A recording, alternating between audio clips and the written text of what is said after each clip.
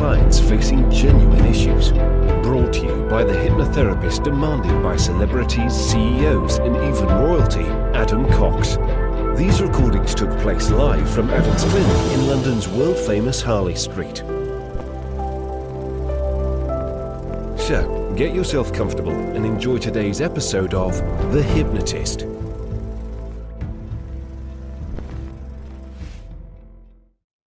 Hi, it's Adam here, and this is a slightly more serious hypnosis session in the sense that it was created for a client that had symptoms of depression. And I'd encourage you to make a big distinction between the identity of being depressed and feeling low mood or feeling sad or feeling hopeless, because all emotions are temporary.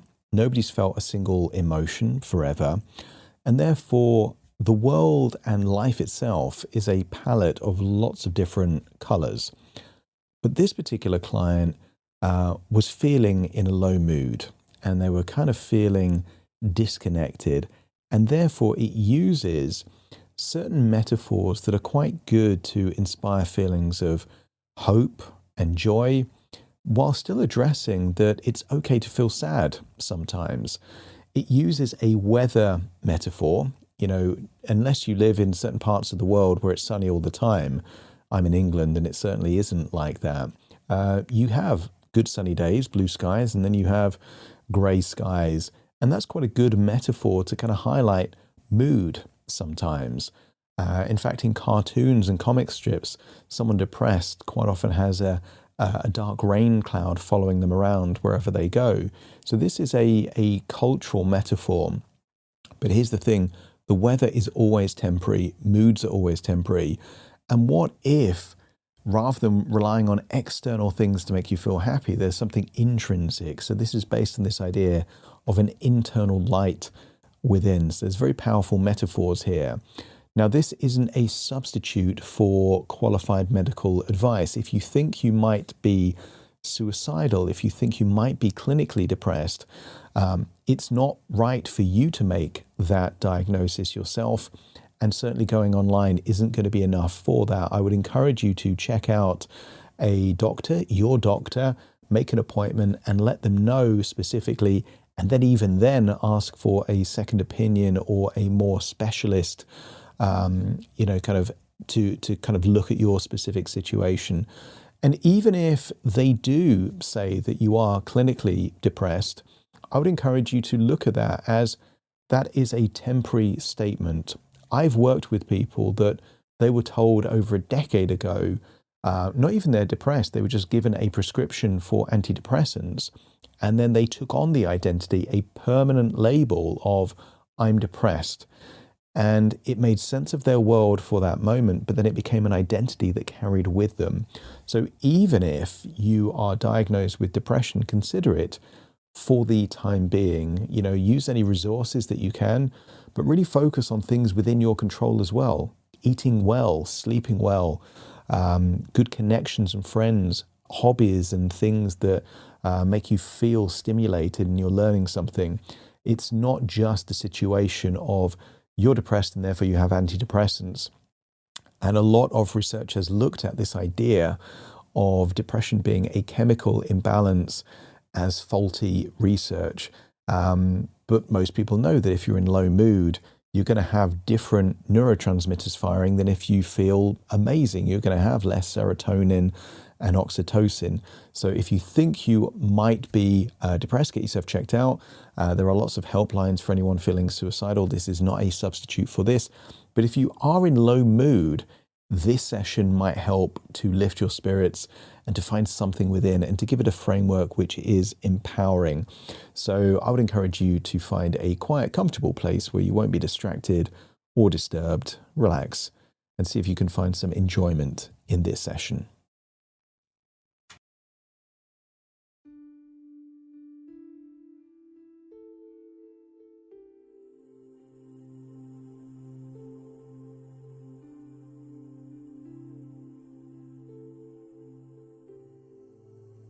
Take a deep breath in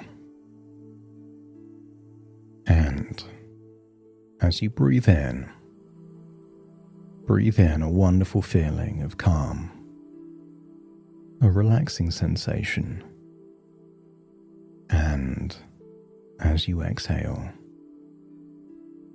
feel a sense of release. That any emotions you're holding on to that aren't that useful can be detached, released,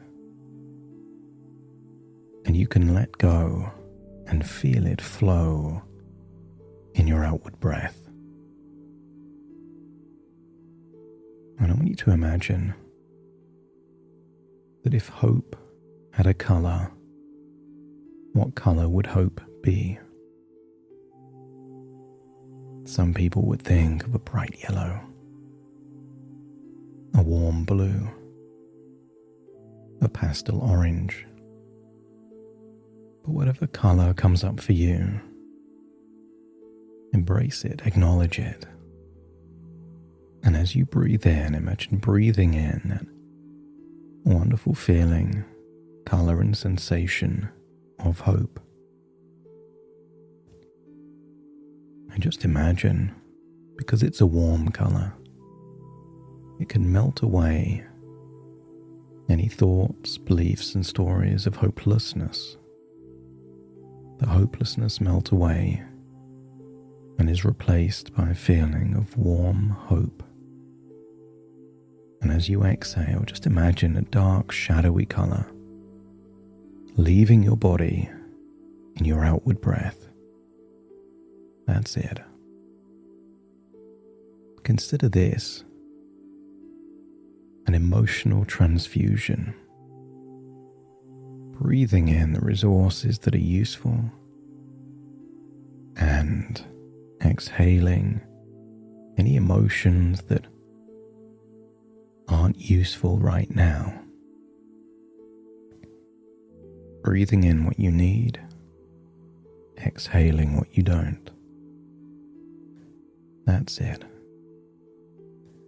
And I want you to imagine there is something within you that is hopeful, smiling, energetic, and creative, but it's trapped in a block of ice. And as you breathe in, just imagine that positive version of you is seeing the ice slowly melt. Each breath of warm hope is melting away the prison of that ice. And slowly but surely, you're starting to free that version of you. Not immediately, but each breath thaws the ice a bit more. And you've seen icicles melting on a spring day. You've seen sunshine beaming down on snow. And you know what it looks like to see snow or ice melt. And just imagine that prison of ice trapping that version of you is slowly melting with every breath. And maybe you're 100 or 200 breaths away from freeing that creative, positive, energetic version of you. Each breath contributes to the melting of that ice. And as your body relaxes, your imagination awakens. And I want you to imagine a forest on a sunny day. And just imagine what it would feel like to have the warmth of the sun on your skin, under blue skies, exploring and foraging around a forest, looking for mushrooms. You're developing an eye for where they may be, the color, the texture. And maybe there's a dog running around helping you. And just imagine floating into that version of you, feeling what you would feel like to feel the energy of walking around, breathing in fresh air, sunshine on your skin, surrounded by nature, and just connect with that ever increasing positive feeling. That's it.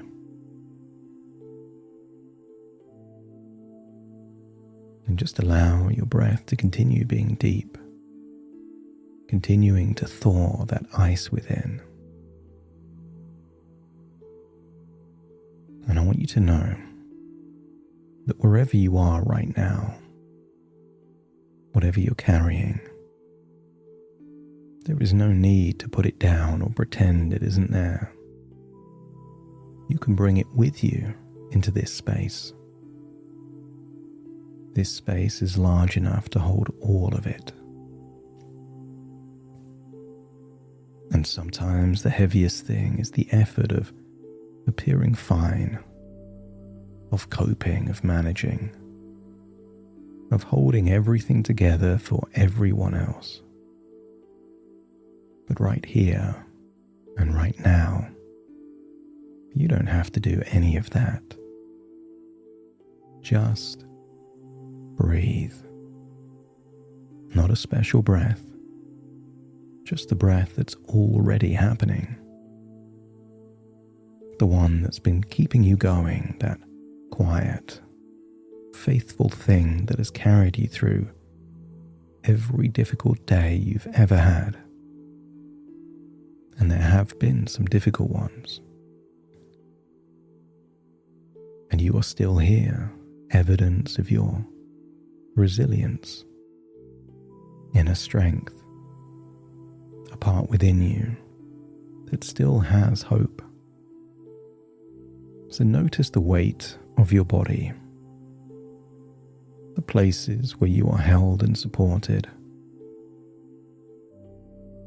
Feel the sensation of that material beneath you, clothes on your skin, but feel supported.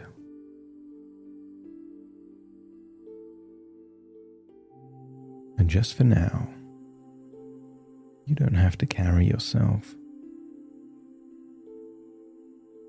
You can just relax, and the world outside can simply wait. Wait because it will still be there. And you will meet it again. But not yet. Not quite yet.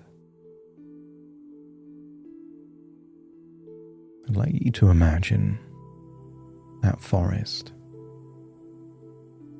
The weather changes. I want you to imagine that rather than sunshine, you're seeing heavy clouds. One of those grey, flat days where the sky seems to press down, where the light feels thin and the world feels muted. And I want you to think about something about that sky. Is the sun gone on those days? The days of heavy cloud? Or does the sun still exist? It's just simply obscured. It's there, even if you can't see it. And you know the sun is there. It's not stopped burning, it's not moved. It's precisely where it always is. The cloud simply sits between you and it. And clouds, no matter how heavy, no matter how long they've been there, are always temporary. Clouds aren't permanent. Emotions and moods aren't permanent. And the part of you that feels joy, the part of you that feels creative, part of you that can get lost in your own imagination when walking in a forest or doing something creative. The part of you that smiles when people think about you and plan something special. The part that has plans and ideas and a particular way of seeing things that is uniquely yours. That part has not gone anywhere. It's just temporarily behind the clouds, exactly where it has always been, patient, waiting, intact. And as you breathe in that hope, you could imagine going deeper, not deeper into the heaviness, but deeper through it, down through the cloud layer, down toward the part of you the weather cannot touch. I'll count down from 10 to 1 and you will imagine going beyond the clouds. 10, 9, 8, going gently deeper. 7, 6, 5. Heaviness becoming lighter as you descend through it rather than sitting beneath it. 4, 3, 2, and 1. And now as you imagine the forest, it's back to sunshine. There is a quality of light, softer than sunshine but steady. The light that is simply yours and has always been yours. And we're going to spend some time here with this light.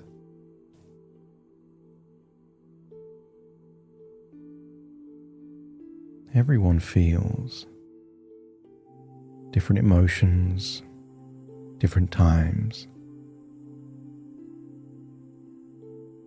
Everyone can feel low and sad sometimes. There's a particular kind of darkness. And one of the features of being in that mood is the way the brain starts to edit and change memory and possibility. It can make it difficult to remember feeling well and difficult to imagine feeling differently. It narrows the view to the immediate and the difficult and whispers that this is simply how things are. And because right now I know that your unconscious is listening, I will say directly that what you are experiencing is real. The sadness, emptiness, heaviness is real. Low energy is real. The feeling of not being good enough is real. And though it's not accurate, it's still real emotions. There is an important difference between those two things. Something can feel completely true and still be a symptom rather than a fact. There was perhaps a moment in your childhood thinking of Santa Claus or tooth fairies or something else magical, and the excitement and the joy was real, even if the belief behind it was false. And you've had times when you've had a fever and you felt cold even when it was warm. Or the way that grief makes the future feel impossible even when it's not. You are not broken, and you are not beyond help. You are not a burden. You are someone whose nervous system has been running on empty for long enough that it has begun to send distress signals. And those signals are asking for something. not announcing a permanent state. And what if what you feel right now is real, and also not the whole truth? What if both things are true at the same time?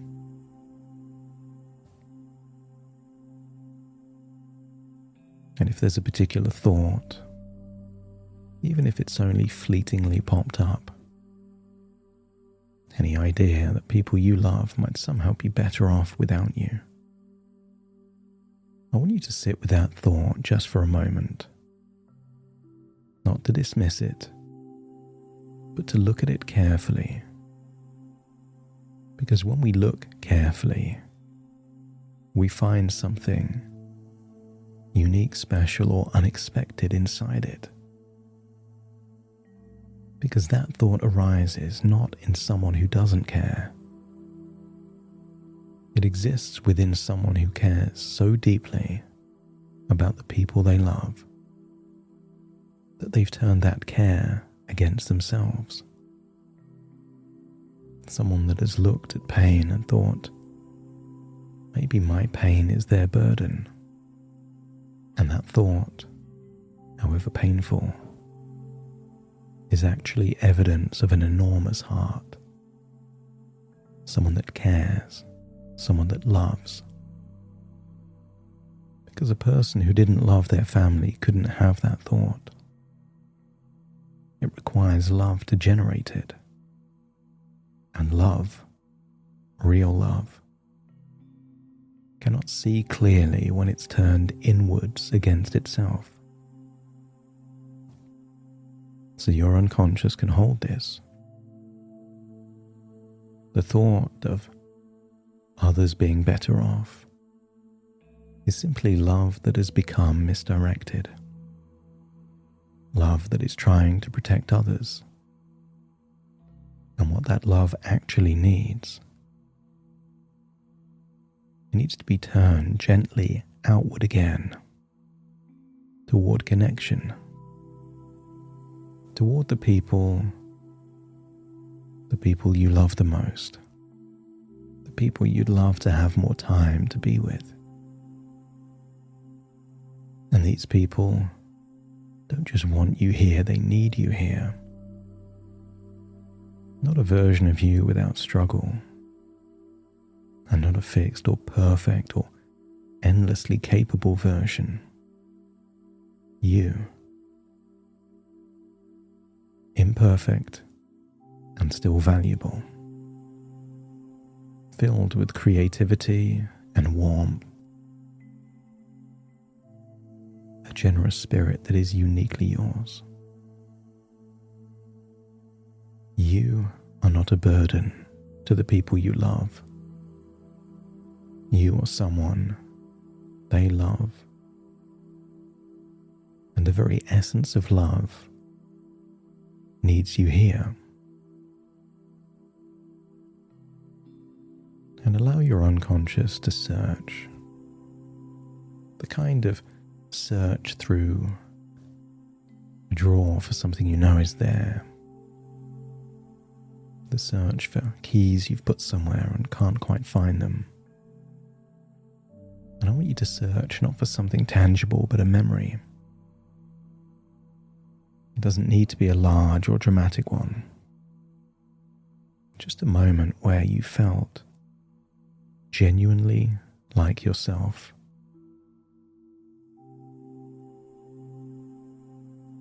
When something creative was flowing. When there was energy present. When you felt warmth for the people around you and it moved freely rather than being blocked. Maybe you can recall a moment of doing something inspired with creativity.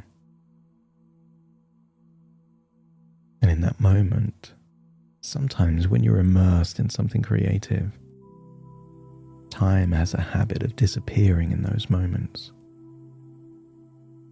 The way the body feels different when it's engaged in making or creating something beautiful. Or maybe you visit a memory of real connection, laughing with someone, feeling understood, being fully present with another person without the effort of managing how you appear. Maybe it's a hug. Maybe it's something else. Just let that memory or that feeling return to your body. Not as an instruction to feel differently, just as a reminder that this quality of experience is yours. It exists in you. It is part of your nervous system's genuine repertoire. And that sadness has made it harder to access, but not impossible. And when you relive that moment, even if it's just the idea of it, notice where in the body that memory lives. Sometimes intense memories come with a feeling, maybe a warmth in the chest, a lightness in the shoulders, a particular quality in the breath.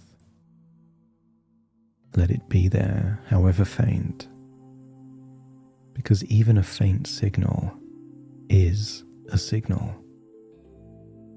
and signals can be amplified and strengthened. Because the creative, loving, energetic part of you is not lost. It is resting, and it will return.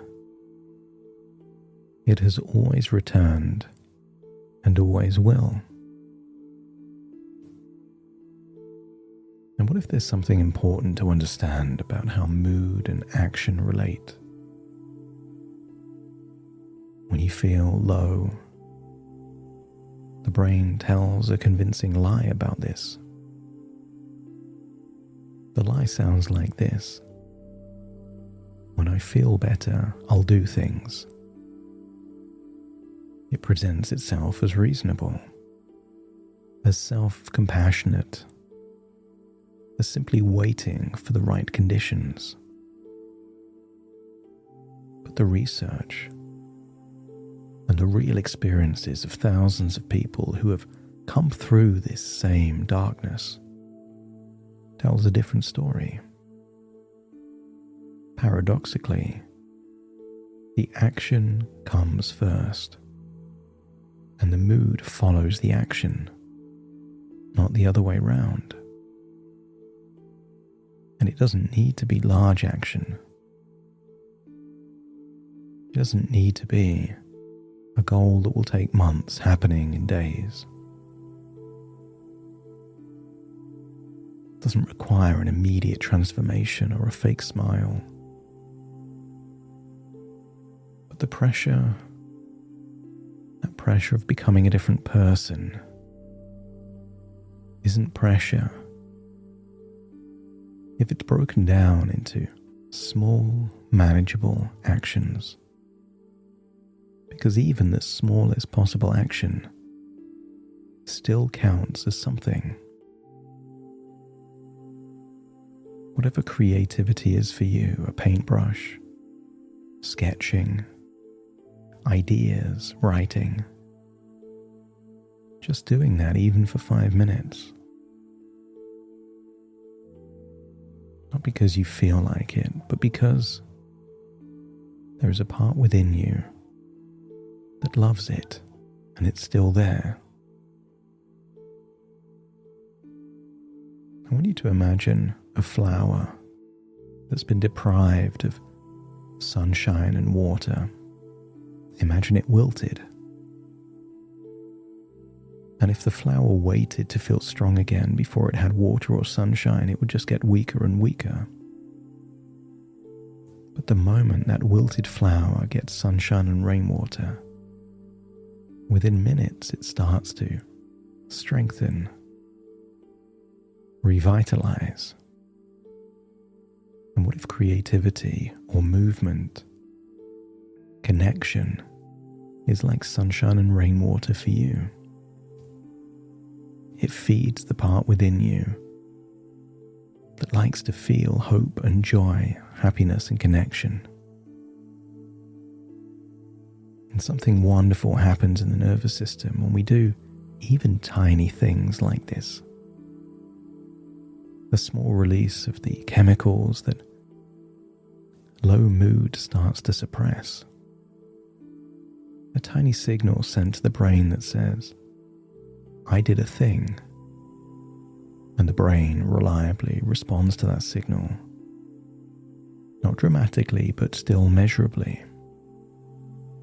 And measurable is where we begin. Your unconscious can make a note of this, not as a demand, but as an invitation. That when darkness or heaviness or lowness is present, the smallest creative act, the briefest moment of engagement with something or someone that is genuine, is not a distraction from this low mood. It's the treatment.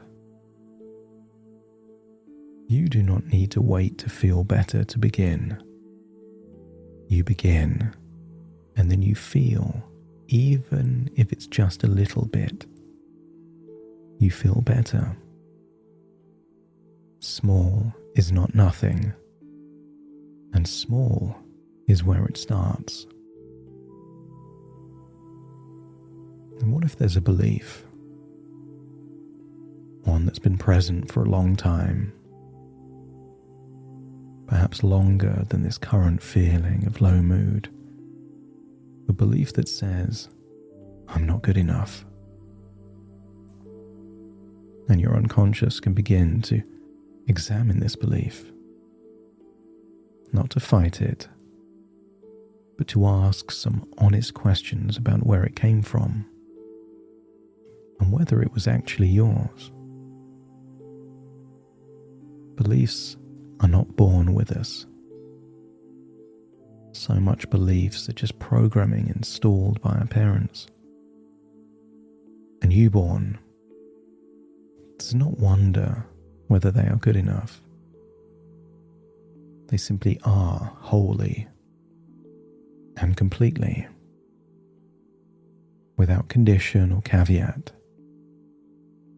The sense of being not enough is learned, absorbed from an environment that perhaps had its own pain, its own limitations, its own difficulty loving well. And when love is conditional in childhood,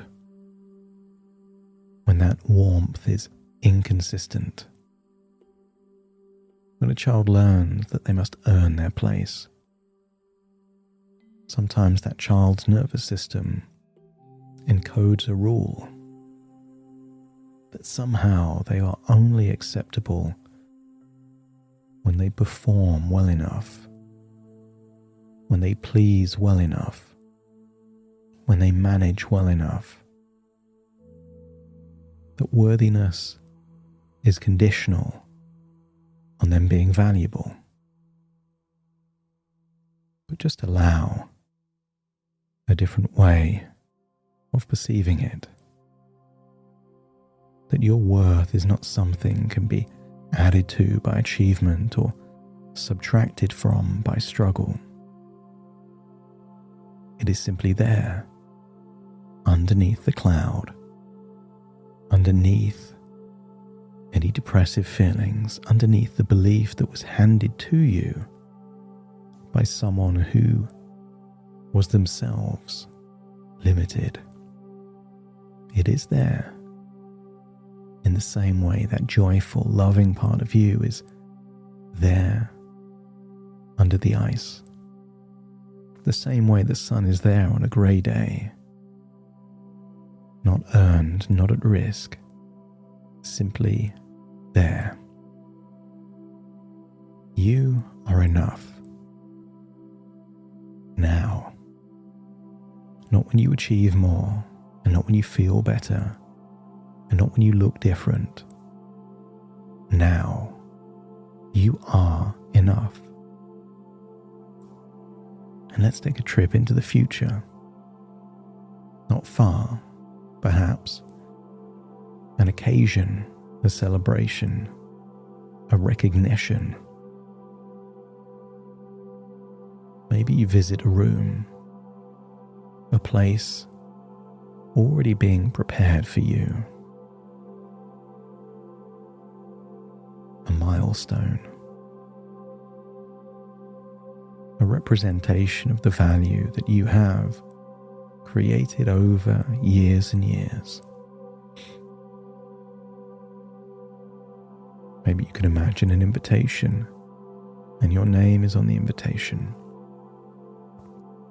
Maybe you can imagine balloons or people's faces smiling. And just imagine arriving,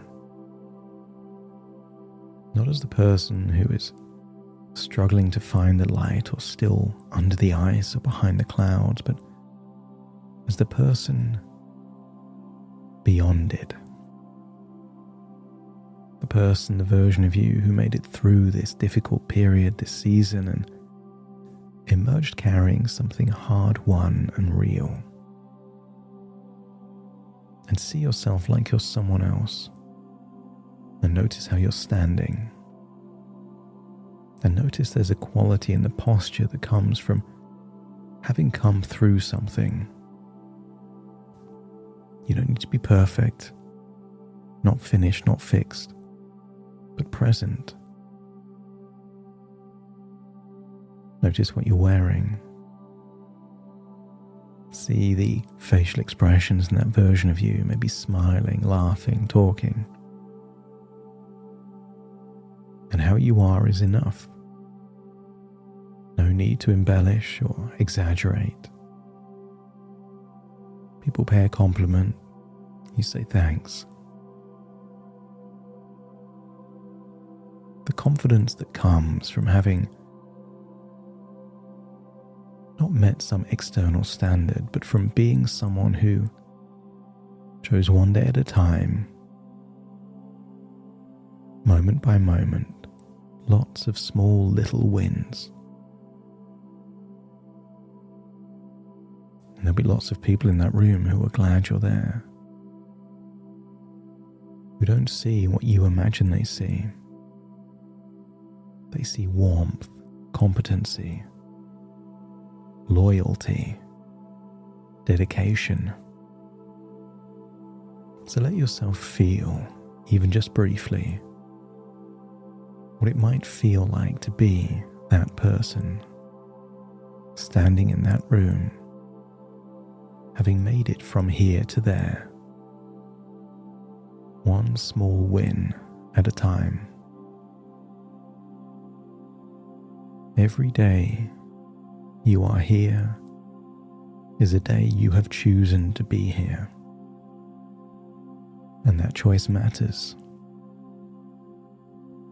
You're allowed to receive help, and you're allowed to need support. And needing support is not weakness. It's how human beings are designed, collaborative. And you've carried difficult things before. Your past is full of evidence that you can endure, you can recover, you can wait for the clouds to pass and the ice to melt. And the creative part of you is still alive and thriving within you. And the more you reward that part within you, the more that part within you will grow. You are not a burden, you are a person. It's good to improve. It's good to get better. But that is not a requirement. You are worthy exactly as you are. Because feeling low is just like the weather. It's just a temporary state. And just as the weather changes, so or the emotions and feelings within you. You are good enough. You've always been good enough. You were good enough before, and you are good enough now. And perhaps it's already that 200th breath. And just imagine that smiling, energetic, creative version of you is now free from the prison of ice. And just imagine the clouds are long gone and there is sunshine in the forest again. And just imagine connecting with that part within you that has hope, that has energy, that has creativity, unleashing a desire to make tiny actions, small decisions that generate progress and tiny wins that move you forward, one tiny step at a time. Imagine leaving the forest and floating back to the present. But give permission to feel however you feel, and allow your unconscious to make tiny changes to enhance more of those resourceful feelings and less of those unresourceful feelings. Still breathing in that color of hope and starting to think of all the things you can do. Take a deep breath in through your nose and out through your nose. And wiggle your fingers and wiggle your toes. Connect and calibrate into the here and the now as I now count from 1 to 10 to awaken you. Starting to count. 1, 2, 3, waking up. 4, 5, 6, more alert. 7, 8, open your eyes, open your eyes. 9, 10, wide awake, wide awake, wide awake.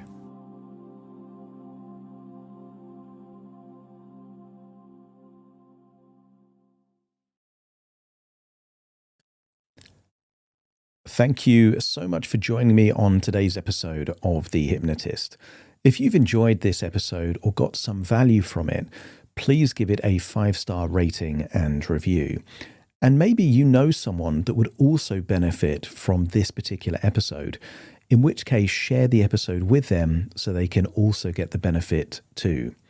And if you would like to listen to this episode where it's just the hypnosis, so no intro, no outro, no explanation, just the hypnosis and completely ad-free, there will be a link in the description where you can subscribe at a very low cost and only get access to the hypnosis.